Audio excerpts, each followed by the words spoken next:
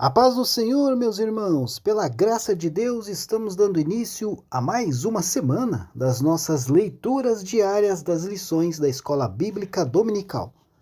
Vamos aí dando continuidade aos estudos deste terceiro trimestre de 2024, onde estamos estudando o tema O Deus que governa o mundo e cuida da família.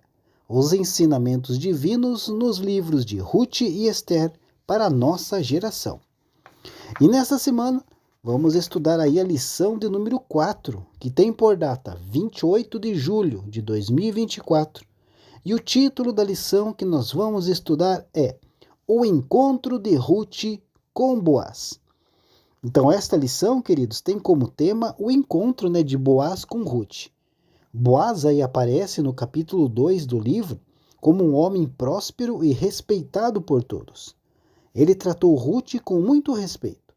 Então, nesse encontro, percebemos como Deus estava agindo para solucionar um problema familiar e, ao mesmo tempo, configurar todo um plano de salvação que seria plenamente revelado em Jesus Cristo, o nosso Salvador.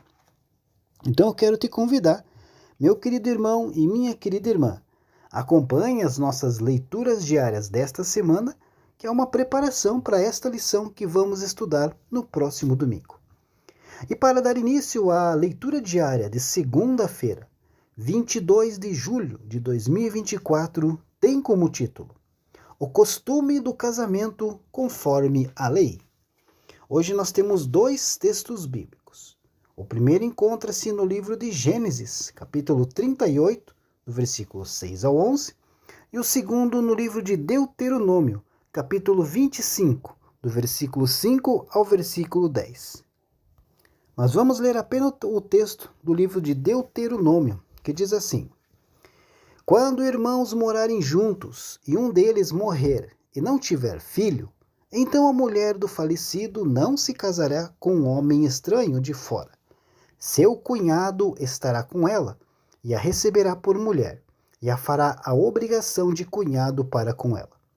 E o primogênito que ela lhe der será sucessor do nome do seu irmão falecido, para que o seu nome não se apague em Israel.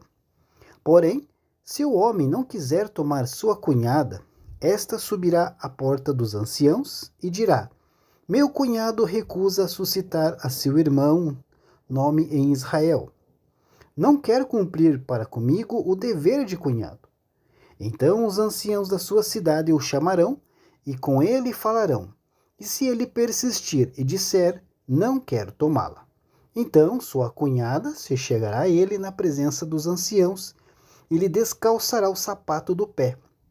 Ele cuspirá no rosto e protestará e dirá: Assim se fará o homem que não edificar a casa de seu irmão.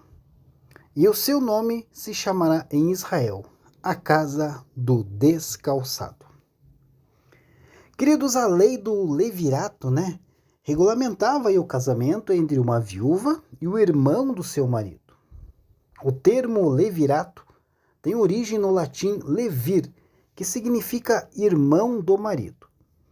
O casamento levirato tinha então o objetivo de preservar a descendência de um homem casado.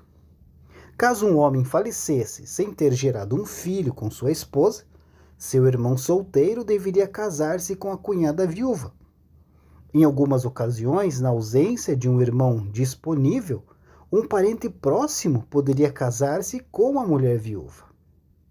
O primeiro filho do novo casal seria então considerado legalmente filho do homem falecido, incluindo as questões relacionadas à herança.